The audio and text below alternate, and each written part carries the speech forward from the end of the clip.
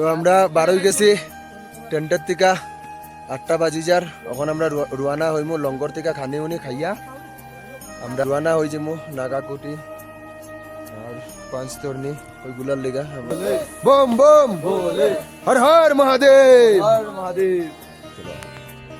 অত সুন্দর ওয়েদার আমরা ভাগ্য বহুত ভালো বহুত ভালো। আমরা এখন যাইমু লঙ্গরে খাওয়া দাওয়া করবো শেষনাগ মার্কেট সামনে আছে ভান্ডারা শেষনাগ লঙ্গর।